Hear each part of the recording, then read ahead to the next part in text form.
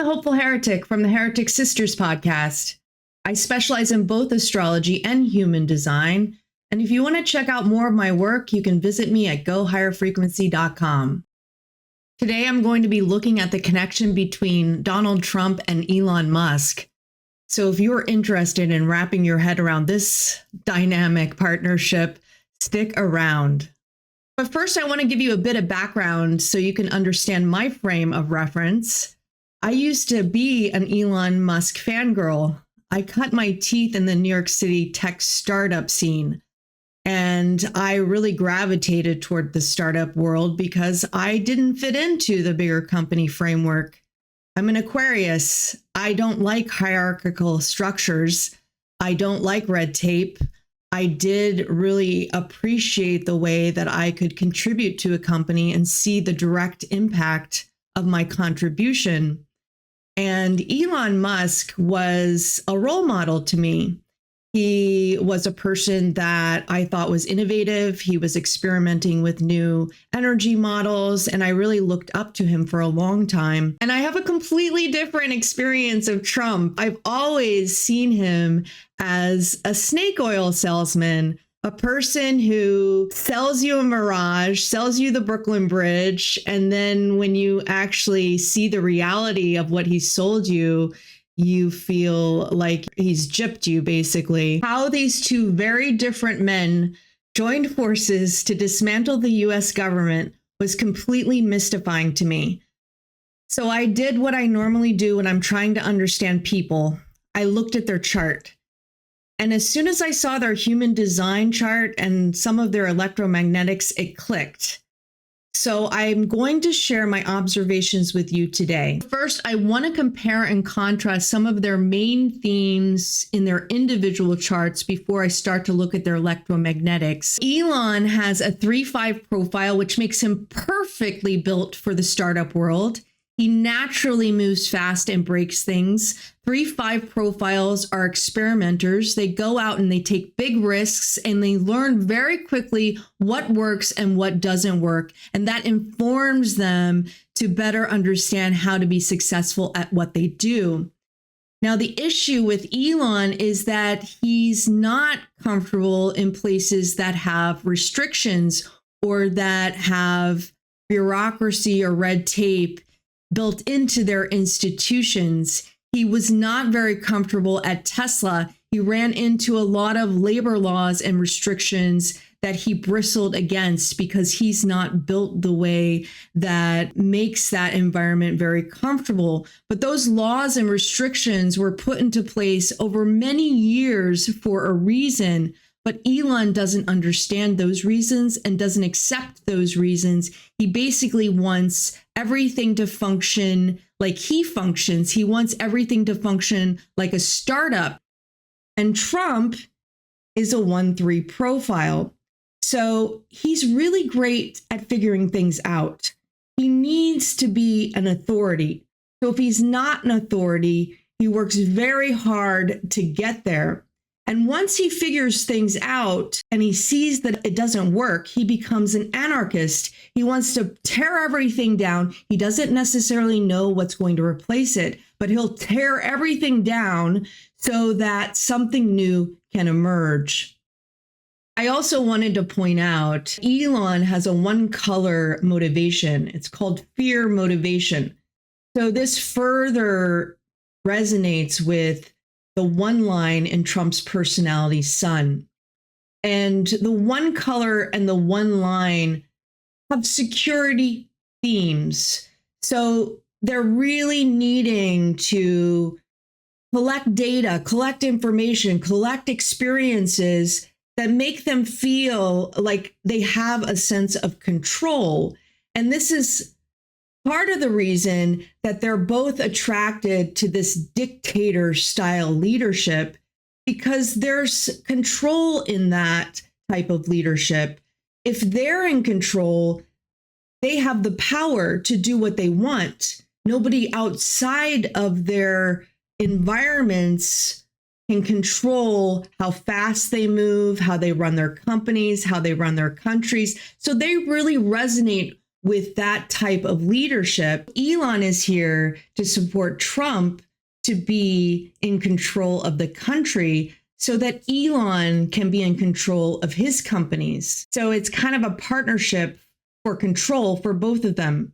And as long as it works out, as long as Trump supports Elon in that type of control, Elon will support Trump. And Trump has a history of being attracted to this dictator type of model. And the people that resonate with Trump also resonate with that dictator type of leader because they feel that that type of leader will keep us at the top of the hierarchy.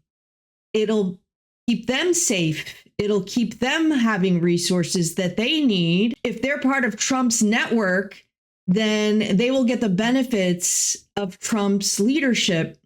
Now, if you're not part of Elon's companies or Trump's leadership, you don't get the benefits. And if you become an enemy of them, then you for sure will not get the benefits. That's the danger of this type of leadership that I don't think people are really thinking about right now, but they'll see it eventually. So both Trump and Elon have material or money themes with the third line in their profile, but Trump is much more materially and tribally focused, whereas Elon is much more individual and collectively focused.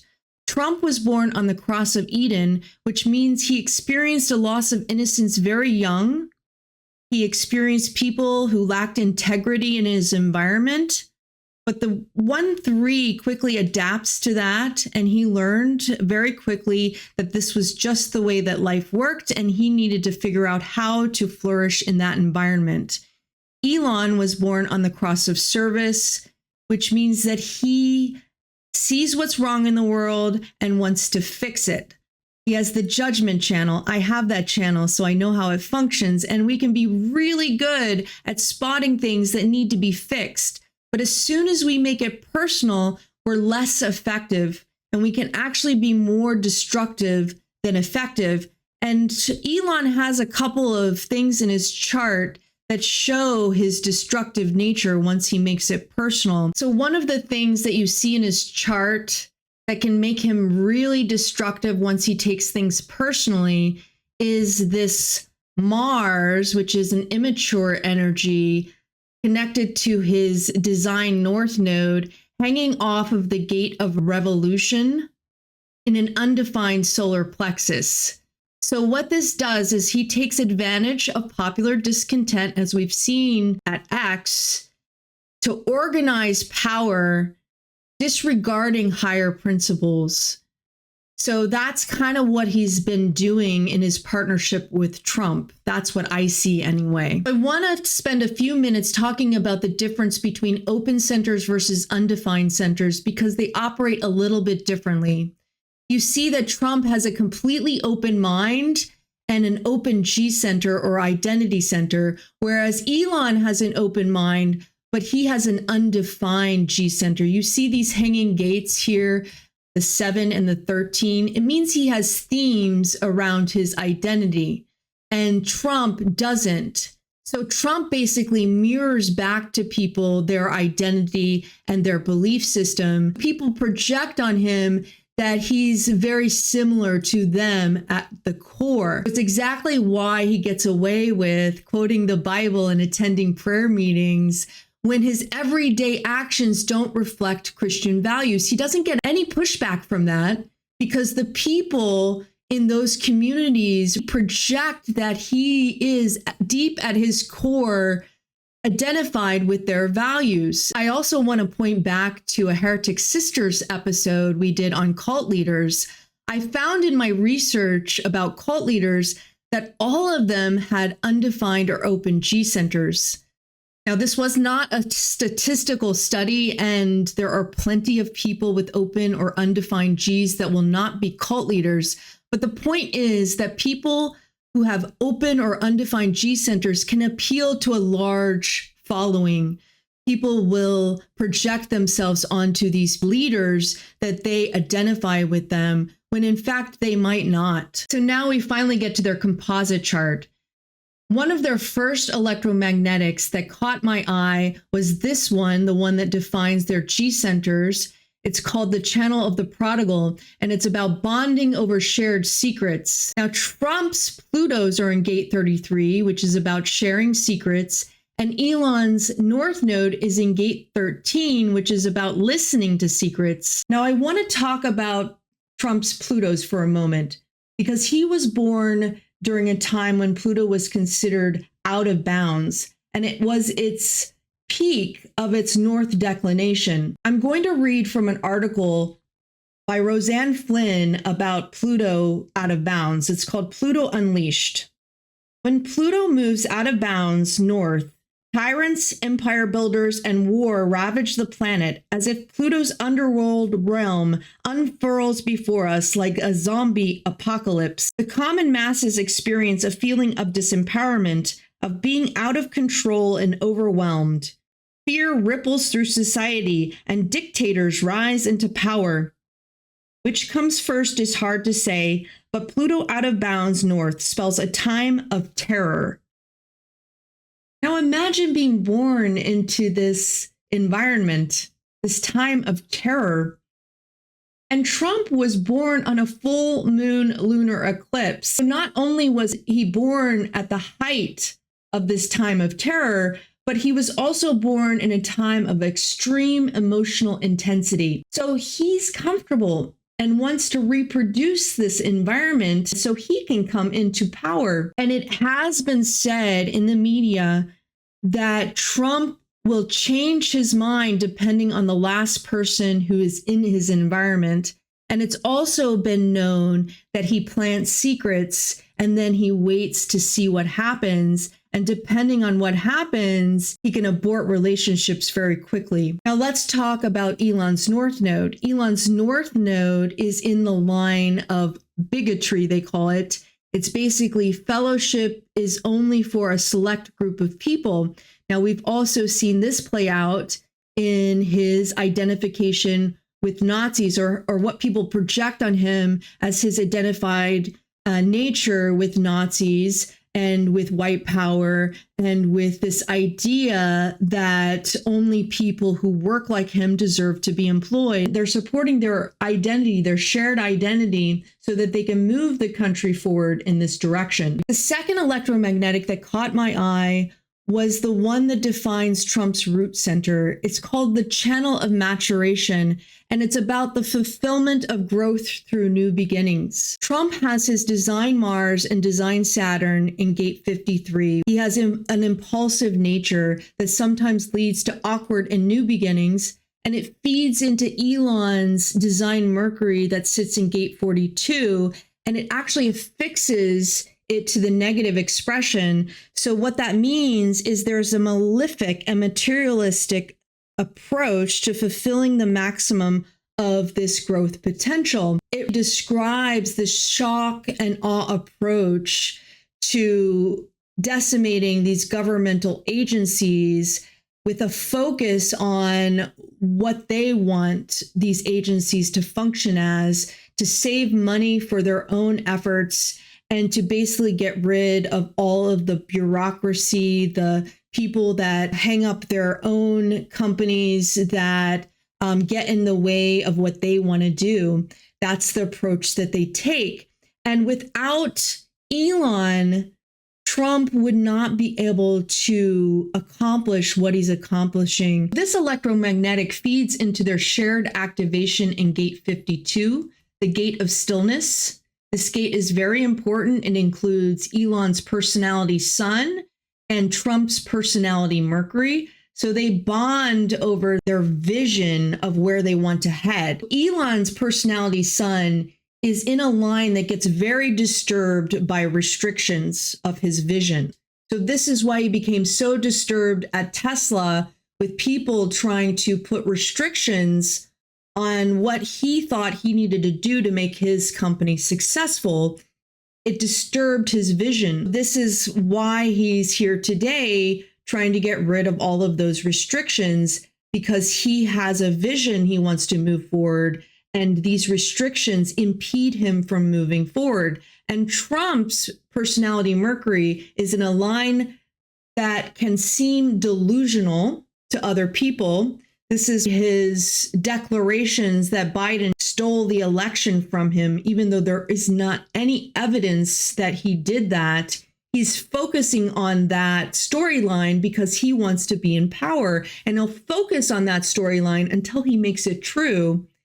It's what he's really successful at the end of the day, because now he wants to call the Gulf of Mexico the Gulf of America. And you see how he's aligning people to that vision. He's basically making the press align with this vision of this name change, or they don't get access. It's him rewriting history. And he's going to use that manifestor part of his design to achieve his vision of the world narrative. He's going to rewrite it. He's going to control the press. He's going to make everybody align to what his vision is at the end of the day. He's not going to take no for an answer. He's going to focus on his vision until he makes it true. They really align together in this way. But Elon adds so much more power to this partnership because he has the whole channel here.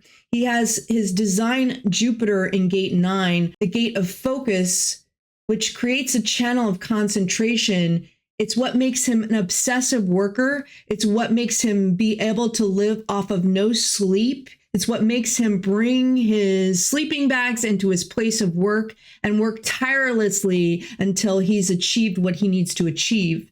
It's how he's built. But he expects other people to be built like him, or they don't get access to those resources. It brings a lot of power to this partnership because Trump does not have the ability to concentrate like Elon does. So Elon will focus and concentrate until he's decimated the governmental agencies, and Trump is really utilizing him for that purpose. So now let's talk about their shared activation in gate 45. The gate of tribal leadership of the material way. This is probably the most important shared activation that they have together. Now, Trump is much more powerful here than Elon because he has the complete money line channel.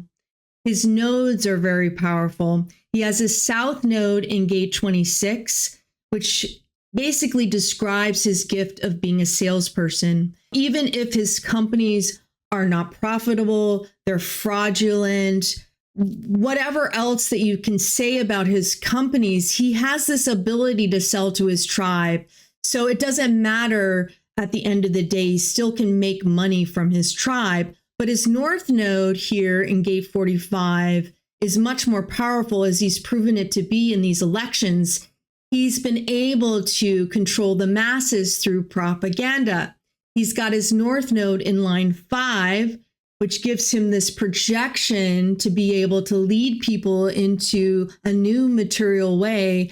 With Uranus here in line 1, he's a disruptor of the old material way, and he's here to bring a new material way to the United States to make America great again, to keep us at the top of the hierarchy. It's his role projected on him that he's going to be able to do this. Now, is he? Is he going to bring in a new world order? Is he going to completely digitize the U.S. government, to bring AI into the U.S. government with his partnership with Elon?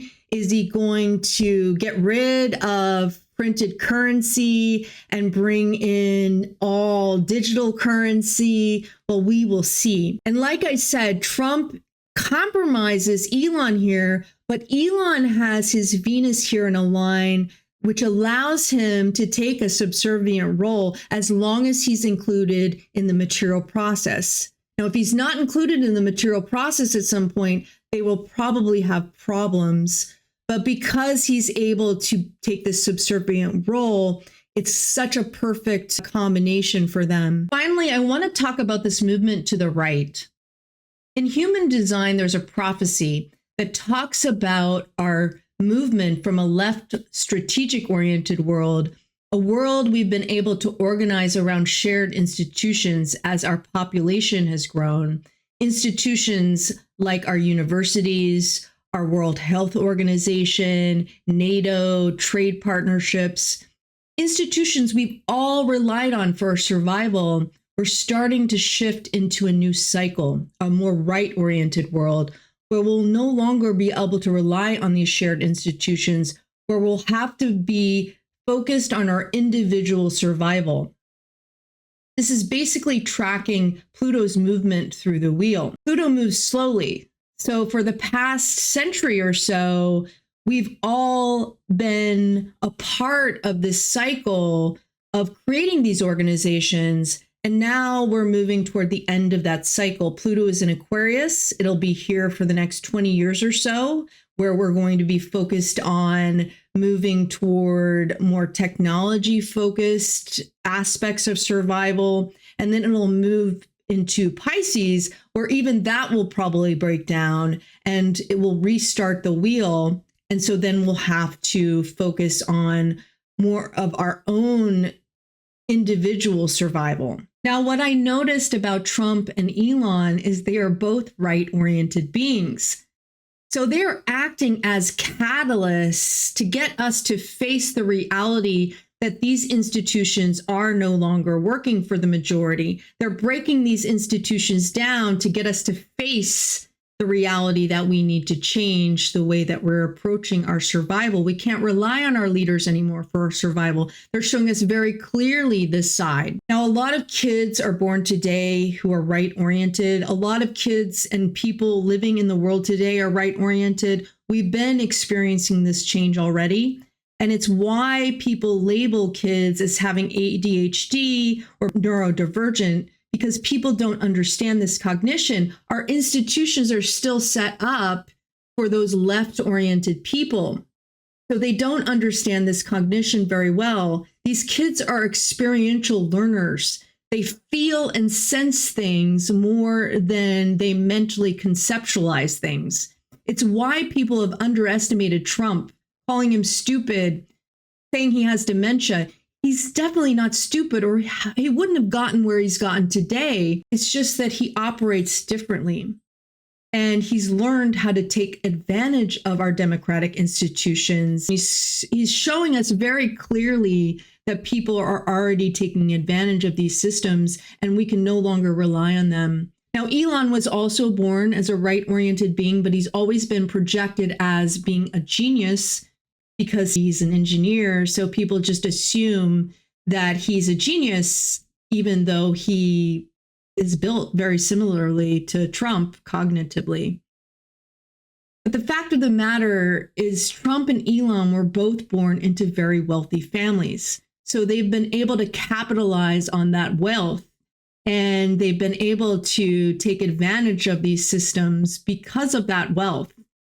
And so they are very much here as change agents to get us to face the fact that we need to start a new cycle. Now, I want to talk about the prophecies that I grew up with, because it really is confounding to me also how the religious right has taken advantage of this situation to manipulate their followers into this presidential partnership. Because in the prophecies that I grew up with, it speaks to the Antichrist.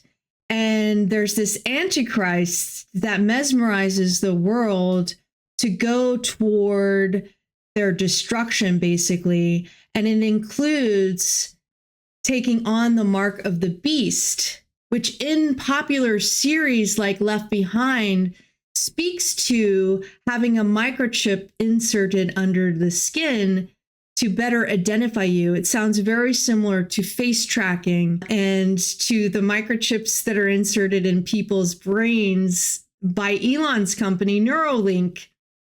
And it speaks to also the collapse of our currency and an entry into a new digital currency. So it's very technology focused in the ways that it describes how this Antichrist leads us into destruction, which is very crazy because we're actually seeing this happen in real time. So if you've been paying attention to this prophecy, you might think that the religious right has sold itself to the devil, except that the religious right basically conned their followers by thinking that Obama was the Antichrist and Trump was their savior. So what do you think about either of these prophecies? I don't buy into any prophecy that claims to know for certain what's going to happen in our future, because I think that we all have the opportunity